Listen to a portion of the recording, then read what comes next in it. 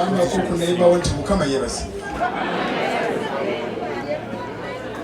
Okugamba nti mukama yeebazibwe tekitegeeza nti ovudde mu ddiini yo. Kitegeeza nti omwebaziza akukolera nga toyinza musasula. Mu kaseera ak'omwezi gw'omukaaga oba ogw'omusanvu twamanya nti omukka gwe tussa omwezi mulamba twali asobola kumusasula. Abasinga obungi bandifiiridde mu nnaku 2 kubanga twali alina musaala gusasulira okisigeni omulungi ddala gwoteekwa okussa, ate ng'oyo omulungi tatuukana na mutindo gwa mukama gwatuwa. Kale tumukubire engalo ez'amaanyi mukama atukuume. Sigenda kwogera nnyo, nsanyuse nnyo. Bwema nsanyuse nnyo njogera kitono. Mwebale baana bange, mwebale kukola Katonda kyayagala. Ngenda basibirira engero 16, engero 18 okuva ku lunyiriri olwe engero 18, Proverbs chapter 16 okuva ku nyiriri 16. Olwe 16 lugamba nti ekirabo ky'omuntu kimuseguliza era kimutuusa mu maaso g'abakabaka.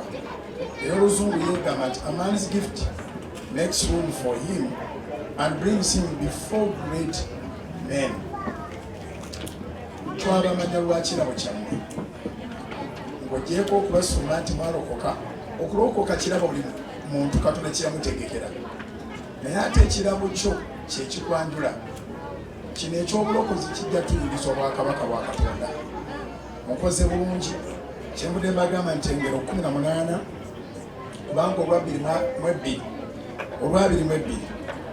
lwe lugamba nti he who finds a wife finds a good thing and obtains favor before the Lord. Alaba omukazi alaba kirungi era afuna okuganja mu maaso ga Mukama.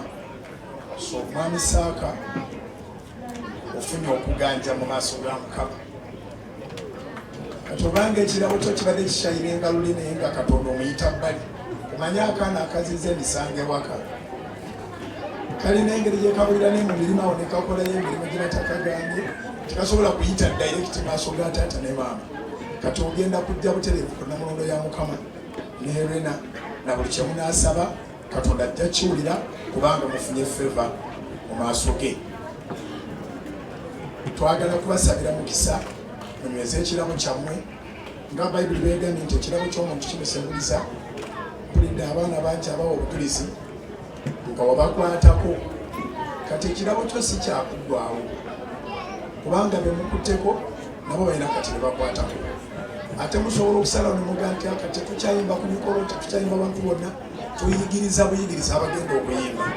So ekigambo kya Katonda kiba kiramu, kiba kituufu. Ekirabo ky'omuntu kimuseguliza. Mbaagaliza obufumbo obulungi. Nze ne Susan Makula tubawaddeyo ente. Tulina ekirabo kyaffe Namayumba awo. Omunaaba mwagala nte yennyini weeri mujje mulondemu gye mwagala. Omunaaba mwagala kaashi ajja mu nte awo mujja mu ofiisi temugenda Namayumba. Choice yammwe, naye tubaagaliza okuzaala.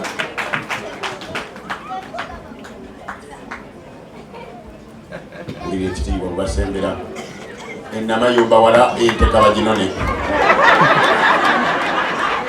Endowooza ya Zambala. Ewaffe bagamba nti egindi wala nga teri nte eyo. Bani mugole emikono tubasabire wamu omukisa.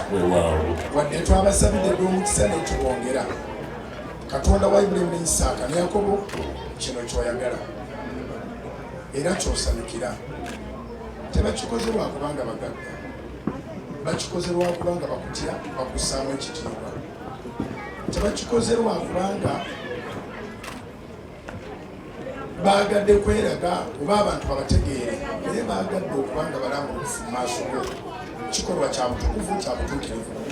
empeera y'obutuukirivu ebeera mu mukono gw'Omukama. Bampeera empeera y'obutuukirivu, yongera okubasanyusa okuva olwalero essanyu lyeyongere nnyo, ogaziye ensabo zaabwe, balabe ku baana b'abaana baabwe 4 generations omuntu ne banyuka. Mbakuttemu n'omukono gwange, omukono mulunzi ate omukono era gwina ssente. Mbalangirirako obulunzi, mbalangirirako obugagga, mbalangirirako enjiri.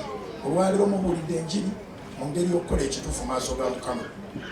Buli kyemukola kibulirenga enjiri. Mubadde inspiration n'olubereberye, kati mubeere multiple inspiration eri abangi. Mu linnya lya Yesu Mukama ab'obulamu bw'ayagaza. Amiina. Amiina. Ffenna tumirize nti amiina.